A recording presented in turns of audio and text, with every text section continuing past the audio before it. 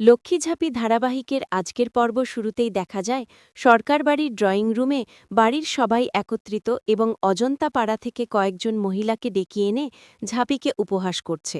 তারা বলছে, তুই কার ওপর ভরসা করেছিস রে ঝাঁপি? ওই ভিখারিরা কি তোকে আবার টাকা ফেরত দিতে আসবে? এরপর সবাই হাসতে থাকে। অজন্তা উত্তরে বলে, তুমি ভিডিও করে রাখো আর গল্প লিখো তোমার দিদি আর ছেলের জন্য। গল্পের নাম হবে হুজ্জুতি করে সরকার বাড়ির মুখ পোড়ালে ঝাঁপি। কাসাই ঝাঁপিকে বলছে, যদি সত্যিই তারা না আসে তখন কি হবে রে ঝাঁপি? তখন ঝাঁপি মনে মনে বলে, তো আমরা ঠিক সময় পৌঁছাব। কিছুক্ষণ পরেই কল্পনা জগদ্ধাত্রী পুজো দিয়ে প্রসাদ নিয়ে আসে। কাসাই ময়ূরকে দেয় এবং পরবর্তী পর্যায়ে পাড়ার কাকিমাদের দেওয়া হয়। ভুটু হুঁশিয়ার করে বলে, এগুলো করতে গেলে মুখ থুবড়ে পড়বে। ঝাঁপি প্রতিবাদ করে বলছে, হ্যাঁ, ভুটুর মতো বাড়িতে বসে গাব জ্বালালেই সব ঠিক হয়ে যাবে। অজন্তা বলে, ভুটু অতিথি, তাই সম্মান দিয়ে কথা বলবে। ঠিক তখন দীপ আসে এবং বলে, মা, তারা আর ফিরে আসবে না। ঘড়ি দেখে বলে, 5টা বেজে গেছে, এখনও ডিস্ট্রিবিউটাররা নেই। আমার এক্সপিরিয়েন্সের কাছে তোর বিশ্বাস হেরে গেছে ঝাঁপি। মন খারাপ হয়ে বসে পড়ে। ঠিক তখন বস্তির ভগবান জেঠু ডাক দেন। সবাই অবাক হয়। ঝাঁপি ছুটে গিয়ে বলে, তোমরা এসেছ? ভগবান জেঠু হাসি মুখে বলেন, তুমি কি মনে করেছিলে? আমরা ভিখিরি কিন্তু চোর নই। তুমি আমাদের সম্মান দিয়েছ, সেটা আমরা ভুলব না। ঝাঁপি জানতে চায়, আচার বিক্রি হয়েছে কি?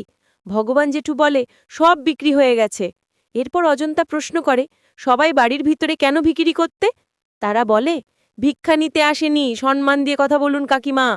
অজন্তার রেগে যায়, কিন্তু ঝাঁপি শান্ত করে। দীপ মনে মনে বলে, ঝাঁপি এই ভিখিরিদের দিয়ে ডিস্ট্রিবিউট করলে মানুষের বিশ্বাস বেশি অর্জন করবে।